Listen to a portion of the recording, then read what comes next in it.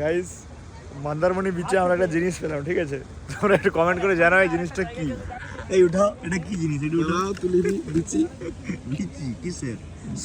জল পড়ার।